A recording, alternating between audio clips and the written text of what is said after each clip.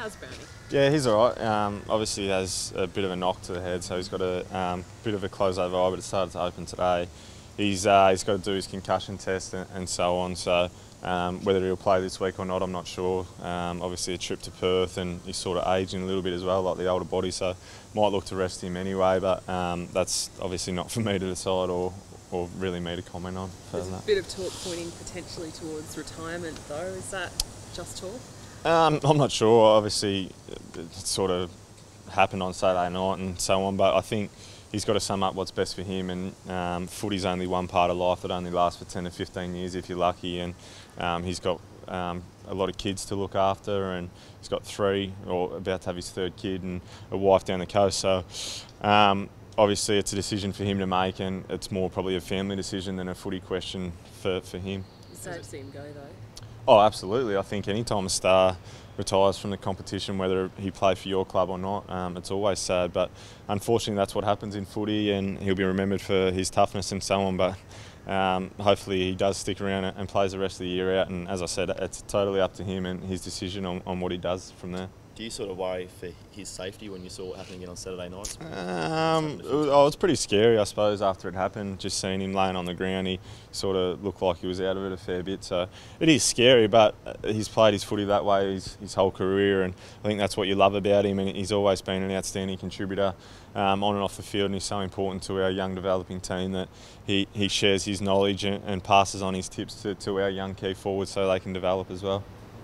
How crucial is it from, obviously you'd like to see him play on this year and beyond perhaps, how crucial is it that he does stay on for as long as he can? Oh, well, as I said, like, he's got to decide what's best for him, and he can't sort of put us in front of him and his happiness after footy or so on. So it's vital, I suppose, for him to hang around for us, for our young developing group, but if he decided to call it a day, then that's his decision, and would stick by him whichever way he goes. But to be honest, there's been no talk of that in the change rooms, and all the talk is just to see how he's going and how he's travelling, and he seems really in high spirits and quite well.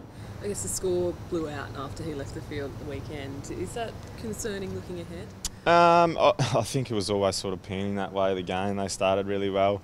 They came to play and they sort of caught us on the hop a little bit. I think it's something, as a group, we've got to look to handle a lot better. I think we probably got a little bit complacent as a group, and didn't come out with the same intensity that we had the 2 weeks before against Carlton and obviously the Bulldogs, so it was disappointing to see that. But we are a young group, so it's just another learning experience for us, and I don't think it was probably the forward line that was the issue. I think we got smashed around the footy and through the midfield, and we weren't giving our forwards an opportunity, so there's plenty to take away from that, and they scored a lot of goals from our back half stoppages, so I think they ended up kicking 11 from that area, so I don't think it was really the forward line that was an issue. How could you just be complacent, Tommy? You've only won 3 games. Well, that's what I mean. I think just handling winning, I think it's a different result when you're losing. You've got that hunger to keep improving, and I'm not sure sort of what took place or anything like that, and it just sort of felt like we didn't have that edge about us, and that hardness that we had in the previous 2 weeks. So it was quite disappointing that we came out and dished that up for our home members and supporters, but moving forward that's something that we will work on, and if we do have a couple of wins in the future, we'll make sure that we're all over everything, and make sure, especially as leaders, I think we probably didn't step up on the weekend when we had to as well. So it's not for the young boys to put their hands up and say they didn't get their jobs done. It's for the leaders to really look at ways to improve and doing things better. Was it a fair kick losing to GWS?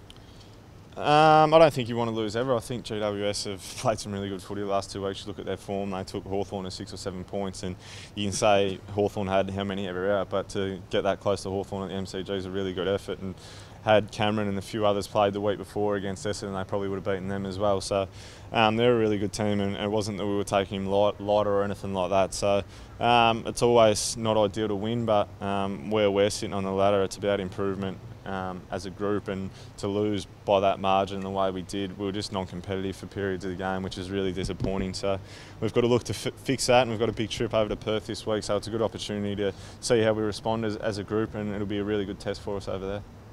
What do you expect from that? Then obviously Well, you'd hope, turn it yeah, around. you'd hope that we turn it around and have a really determined effort, and we get our contested footy and clearances right over there. They're obviously quite a good team, and we haven't had much success over there against the Dockers in a long time. So we'll be going over there looking to play our brand of footy that we've shown we can play for periods this year. And obviously, as I said, we let ourselves down on the weekend, but the good thing about AFL footy and footy in general is there's always next week, and where we're going, it's important that we respond really quickly. And obviously, we know it's going to be sort of a tough little period coming up, and we've got to respond really quick to an output like that. Mate, after the match the other night, did the leaders have to talk to the group, or how? Yes and no. It was sort of talk through it a little bit. We've got our review this afternoon, but it was more just about saying, like, you can't get complacent in AFL footy ever, and you can't expect things to happen for you, and you've got to really be on the front foot and looking to improve your game week in, week out, and we know that. And as Lepper says, he says things aren't always as good as they seem, and they're not always as bad as they seem. So we've just got to look to go through the review, see what we did poor, see what we did well, and look to respond this weekend against Fremantle.